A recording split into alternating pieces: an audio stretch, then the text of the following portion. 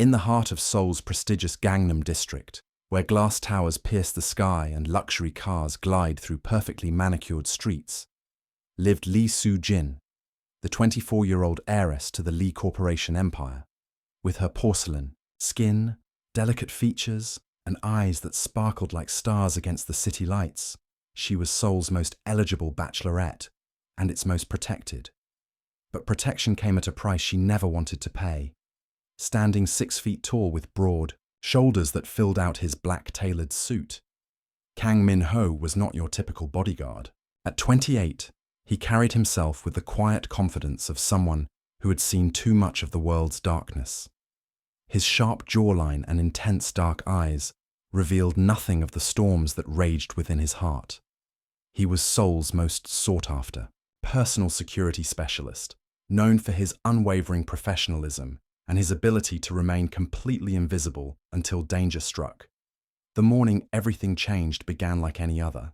Min-ho arrived at the Lee family's sprawling penthouse at exactly 6:30 a.m., his footsteps silent on the marble floors as he conducted his routine security sweep. The morning sun cast golden rays through the floor-to-ceiling windows, illuminating the pristine white furniture and expensive artwork that decorated the space like a museum. "You're early again," came a soft voice from behind him. Min-ho turned to find Soo-jin standing in the doorway, wrapped in a silk robe the color of cherry blossoms. Her long black hair cascaded over one shoulder, and despite the early hour, she looked radiant. This was their daily dance. She would try to catch him off guard with casual conversation, and he would maintain his professional distance. "Miss Lee," he acknowledged with a slight bow, "your schedule today includes the charity gala meeting at 10, lunch with the board members at 1, and the art exhibition opening at 7.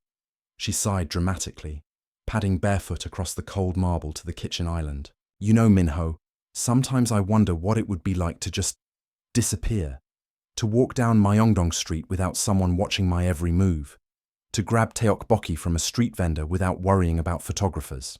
For a split second, something flickered in Min-ho's eyes, understanding, perhaps even sympathy. But it vanished as quickly as it appeared.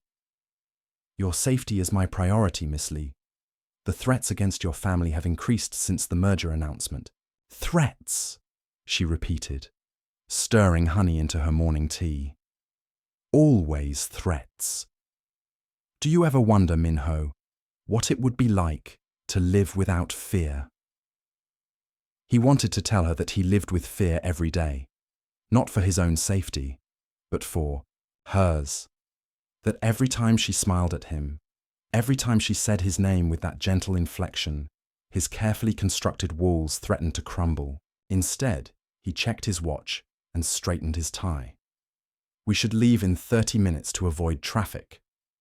As weeks turned into months, their routine became a carefully choreographed ballet. Min-ho would arrive before dawn, check every corner of her world for danger, and shadow her through endless meetings, social events, and charity functions. He knew her schedule better than she did, knew that she preferred chamomile tea when stressed, knew that she unconsciously played with her jade bracelet when nervous. But what he didn't know was that Soo-jin had begun to look forward to their quiet moments together more than anything else in her privileged but lonely life. The first crack in their professional facade came on a rainy Thursday evening in October. They were returning from yet another board meeting where Soo-jin had been paraded around like a prized doll, her opinions dismissed despite her Harvard MBA and sharp business acumen. The rain hammered against the bulletproof windows of their black sedan as they sat in traffic on the Hangang Bridge. "Pull over," Soo-jin suddenly commanded. "Miss Lee, we need to—" "Please," her voice broke slightly. "Just pull over." Min-ho had never heard that tone from her before. Raw, vulnerable, completely stripped of the polished veneer she wore for the world.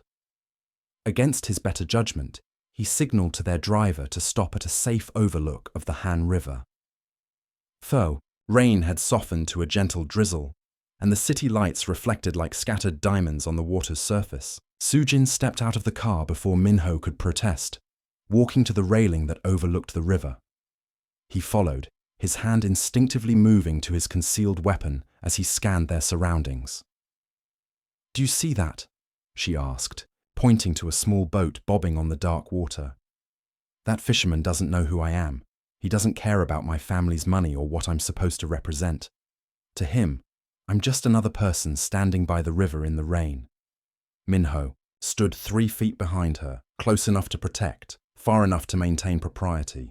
But for the first time since taking this assignment, he really looked at her, not as a client to be protected, but as a woman. Her shoulders trembled slightly, whether from cold or emotion, he couldn't tell. "Miss Lee," he said quietly, "you should get back in the car." She turned to face him, and he saw tears mixing with raindrops on her cheeks. "When was the last time someone called you by your name without wanting something from you?" The question hit him like a physical blow, because the truth was, she was the only person in his life who said his name, really said it, like it mattered. Not the cold, professional tone of his clients or the casual dismissal of his colleagues. When Sujin said Min Ho, it sounded like a prayer, like a secret they shared. "We should go," he repeated.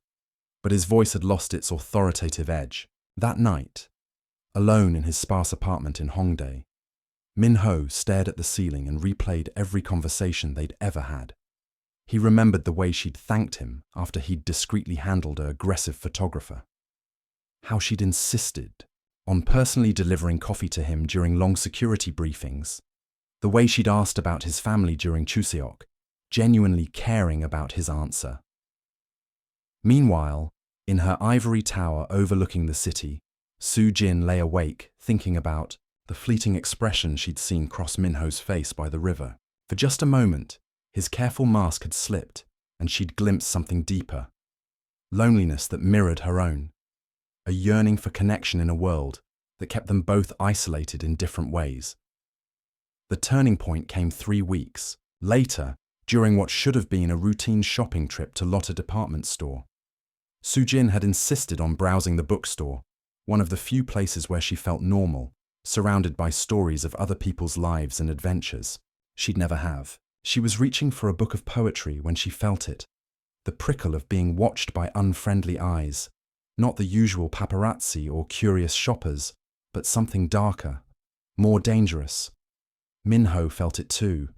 His body tensed, and he moved, closer to her without seeming to, his trained eyes scanning the crowded store. There, by the magazine rack, a man in a baseball cap who'd been following them since the 2nd floor. Another by the escalator, pretending to read but watching their every move. "We're leaving," Minho said quietly, his hand gently touching the small of Sujin's back to guide her toward the exit. But as they moved through the crowd, the net tightened. More men appeared, coordinated and professional. This wasn't a random threat. It was planned, organized, dangerous. "Stay close to me," Minho whispered, his body forming a protective shield around her as they navigated through the maze of shoppers. Everything happened in slow motion and lightning speed simultaneously. The first attacker moved as they reached the parking garage, lunging towards Sujin with something glinting in his hand. Minho reacted instantly, his body moving between them with fluid precision. The sound of the struggle echoed off the concrete walls. Grunts, the scuffle of feet, the sharp crack of Minho's fist connecting with bone. Sujin pressed herself against a pillar, her heart hammering so loudly she was sure the entire garage could hear it. She watched in terrified fascination as Minho moved like a dancer, every motion calculated and lethal. This was what he did, who he was, her protector, her shield against a world that wanted to hurt her. When it was over, 3 men lay unconscious on the concrete, and Minho stood breathing hard, his suit torn, a cut bleeding on his cheek. For a moment, they stared at each other across the space between them, the reality of what had just happened settling like dust after an explosion. "Are you hurt?" he asked, his voice rough with adrenaline and something else she couldn't identify. She shook her head, unable to speak. He'd just risked his life for her, not because it was his job, but because why? The question hung in the air between them like incense in a temple. "We need to go," he said, but his eyes never left her face. Now, in the car, as their driver raced through Seoul's busy streets toward the safety of her penthouse, Soo-jin couldn't stop stealing glances at Min-ho. He sat rigid in the seat beside her, speaking in clipped tones into his phone, coordinating with his security team and the police. But his free hand rested on the seat between them, and without thinking, she covered it with hers.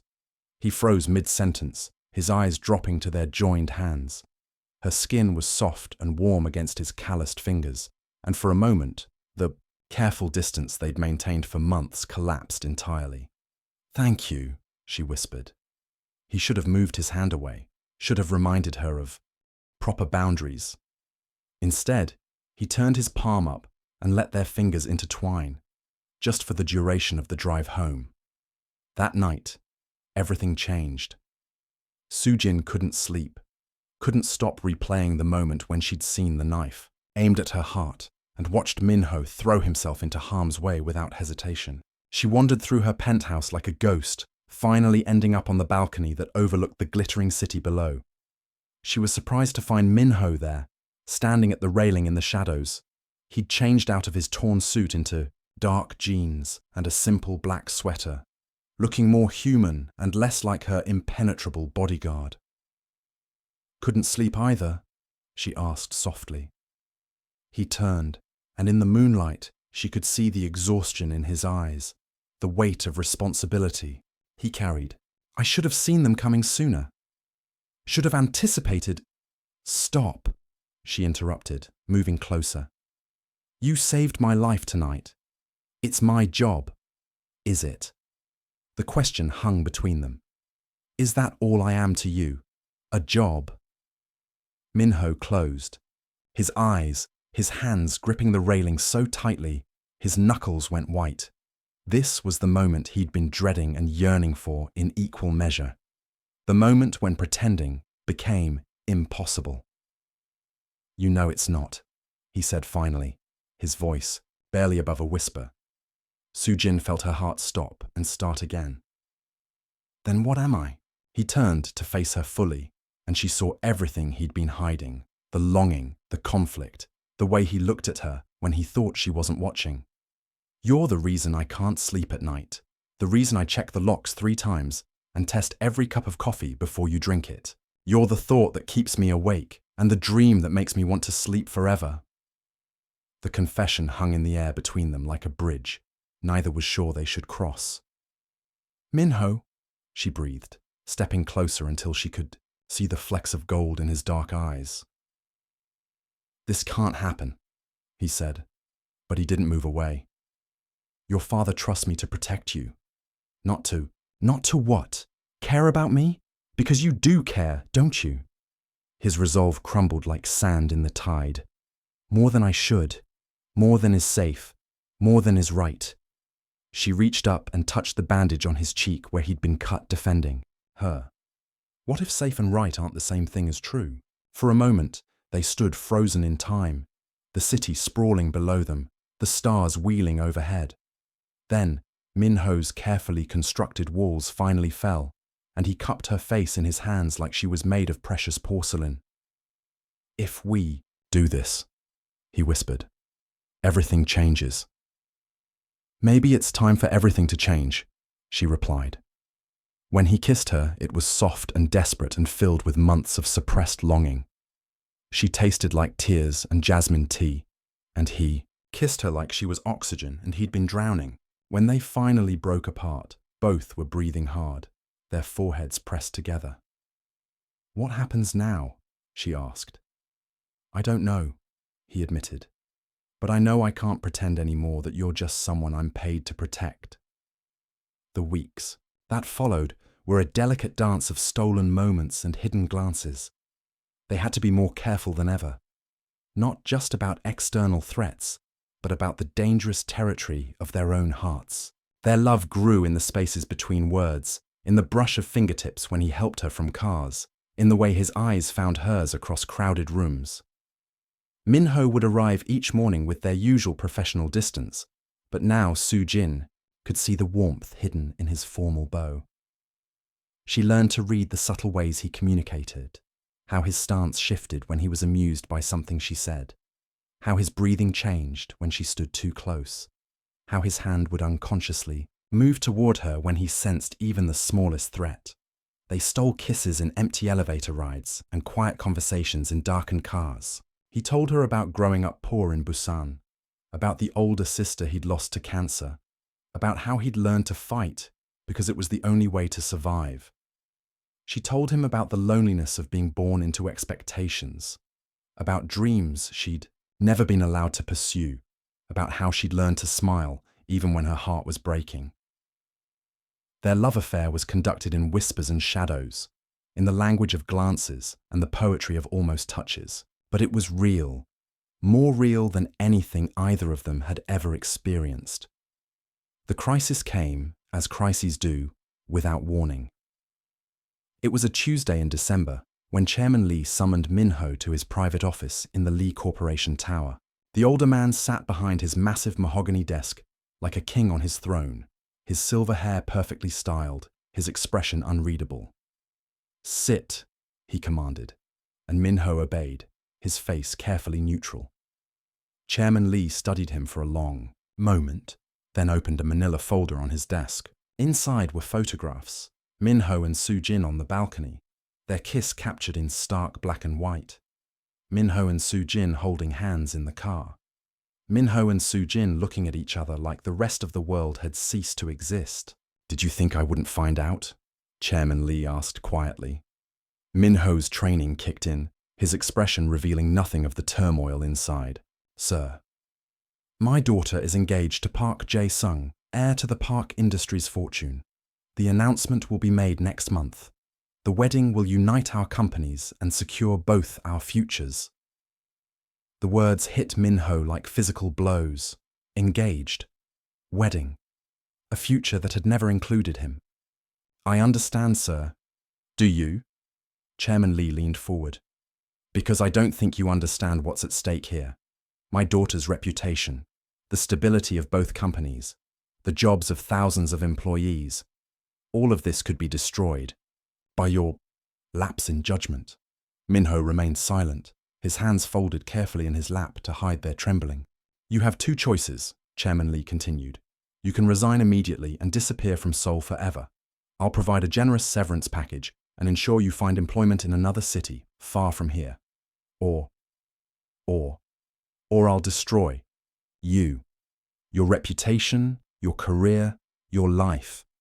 I'll make sure you never work in security again, never find legitimate employment anywhere, and then I'll tell my daughter that you've been playing with her emotions for money, that this was all part of some elaborate scheme to exploit her loneliness."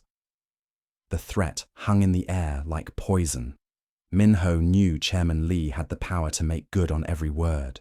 "She cares for you," Chairman Lee said, his voice softening slightly. "I can see it in her eyes, hear it in her voice when she says your name. But this fantasy ends now. If you truly care for her, you'll walk away before you destroy her life." That evening, Min-ho stood in Soo-jin's penthouse for what he knew would be the last time. She was getting ready for another charity gala, humming softly as she put on her jewelry. She looked radiant in her midnight blue gown, her hair swept up to reveal the graceful curve of her neck. "You're quiet tonight," she observed, catching his eye in the mirror. "Is everything all right?" How could he tell her? How could he explain that their stolen happiness was over before it had really begun? "Soo-jin," he began, and she turned, at the serious tone in his voice. "What's wrong?" she asked immediately, reading the storm in his eyes. "I'm resigning," he said simply. "Tomorrow will be my last day." The color drained from her face. "What? Why? If this is about us, we can be more careful." "It's not about us," he lied. "I've been offered another position. Better pay, better opportunities." She stared at him, searching his face for the truth he couldn't give her. "You're lying." "I'm not. Look me in the eye and tell me this isn't about us. Tell me you don't love me." The words died in his throat. He couldn't say them, couldn't deliver that final blow. Instead, he stepped forward and kissed her one last time, pouring all his love and regret and sorrow into the connection of their lips. When he pulled away, there were tears on both their faces. "I have to go," he whispered. "Minho, please." But he was already walking toward the door, each step feeling like he was leaving pieces of his heart behind. "I love you," she called after him, her voice breaking. "I love you, and I know you love me too." He paused at the door, his hand on the handle, his back to her, so she couldn't see the tears streaming down his face. "I'm sorry," he said, and then he was gone. Soo-jin sank to the floor in her beautiful gown, sobbing as if her heart had been ripped from her chest, because in many ways it had. The next morning, she woke up to find a new bodyguard waiting in her living room, an efficient, professional woman who introduced herself as Agent Park. There was no sign that Minho had ever been there, no trace of the man who had protected her body and stolen her soul. The engagement announcement came 2 weeks later, exactly as her father had planned. The newspapers called it the wedding of the century, the perfect union of two powerful families. Soo-jin smiled for the cameras and said all the right things, but those who looked closely could see that something had died in her eyes. Park Jae-sung was handsome, educated, everything a proper chaebol heir should be. He was also kind in his way, and seemed genuinely fond of her. But when he kissed her hand, or complimented her dress, she felt nothing. When he talked about their future together, she heard only silence. Meanwhile, Minho had vanished from Seoul as completely as if he'd never existed. Chairman Lee had been true to his word. The severance package was generous, and a job had been arranged for him, with a private security firm in Tokyo. But no amount of money could fill the hole in his heart, and no distance could make him forget the way Soo-jin had said his name like it was sacred. He lasted 3 months in Tokyo before the longing became unbearable. He quit his job, ignored the contract that bound him to stay away, and returned to Seoul like a moth drawn to a flame that would surely destroy him. He couldn't approach her directly. Chairman Lee's people would be watching. But he found ways to see her from a distance, to assure himself that she was safe. He followed her charity work from the shadows, watched her attend gallery openings and board meetings, saw her smile for photographers while her eyes remained dead. The night before her wedding, Minho stood in the rain outside the Lee family mansion, watching the lights in her window. He knew she was up there, probably trying on her wedding dress one final time, preparing for a marriage that would secure her family's future and destroy any chance of their happiness. He should leave, should disappear back into the night and let her live the life that had been chosen for her. But as he turned to go, he saw a figure on the balcony, Soo-jin, wrapped in a white robe, looking out at the rain-soaked city. Their eyes met across the distance, and the world stopped. She pressed her hand against the glass, and he lifted his in response, two lovers separated by more than just physical distance. They stayed like that for what felt like hours, drinking, in the sight of each other, memorizing every detail for the long night ahead. Finally, Minho turned and walked away, disappearing into the rain like a ghost. But Soo-jin remained at the window long after he was gone, her hand still pressed against the cold glass, her heart breaking all over again. The wedding was scheduled for noon the next day at the Grand Hyatt Seoul, with over 1,000 guests in attendance. The dress was a masterpiece of French lace and silk. The flowers were flown in from Holland, and the cake cost more than most people made in a year. But as Soo-jin stood in the bridal suite, staring at her reflection in the mirror, she felt like she was preparing for her own funeral. "You look beautiful, dear," her mother said, adjusting the cathedral train of her dress. "Thank you, Mama," Soo-jin replied automatically. "Jae-sung is a good man. You'll be happy with him." Would she? Could anyone be happy living a lie? The ceremony began promptly at noon. Soo-jin walked down the aisle on her father's arm, past hundreds of faces she barely recognized, toward a future she'd never chosen. Jae-sung waited at the altar in his perfectly tailored tuxedo, smiling warmly as she approached. The officiant began to speak about love and commitment, about two hearts becoming one. Soo-jin heard the words, but they seemed to come from very far away, as if she were underwater. Do you, Lee Soo-jin, take Park Jae-sung to be your lawfully wedded husband? This was it, the moment of no return. She opened her mouth to say the words that would seal her fate forever, and that's when she saw him. Min-ho stood at the back of the church, barely visible among the sea of guests. He shouldn't be there. It was dangerous, reckless, everything he'd been trained not to do. But he was there, and his eyes were fixed on hers with an intensity that made her forget how to breathe. Miss Lee, the officiant prompted gently. The church fell silent. 1,000 guests held their breath. Somewhere in the distance, she could hear her father's sharp intake of air, could feel Jae-sung's confused gaze on her face. But all she could see was Min-ho, standing in the shadows like a guardian angel who'd come to either save her or damn her forever. She began, and her voice carried clearly through the hushed church. I can't. The words fell like stones into still water, sending ripples of shock through the assembled crowd. Gasps echoed off the vaulted ceiling. Her mother's hand flew to her throat. Her father's face went white with rage. I can't marry you, she said to Jae-sung, her voice growing stronger with each word. I'm sorry.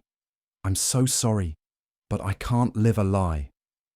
She lifted her skirts and ran down the aisle in her wedding dress, past the shocked faces and whispered exclamations, past the photographers and the reporters and the society matrons with their fans and their judgment. Min-ho met her at the church doors. What are you doing? He asked, his voice rough with emotion. Choosing, she said simply. Choosing love over duty, choosing truth over safety, choosing you. Behind them, chaos erupted. Chairman Lee's voice boomed across the church. Security guards spoke, urgently into their radios, and the society pages had the scandal of the decade. But Min-ho and Soo-jin only had eyes for each other. They'll never forgive us, he warned. I know. Your father will disown you. You'll lose everything. Not everything, she said, reaching up to touch his face. Not you. He pulled her against him, kissing her desperately as rice and rose petals fell around them like snow. When they broke apart, both were crying. What do we do now? She asked. Min-ho looked over her shoulder at the chaos behind them, then back at her face, flushed with adrenaline and hope and terrifying courage. We run, he said, and they did. Hand in hand, they ran from the church, from the life she'd been born into, from the expectations that had bound them both.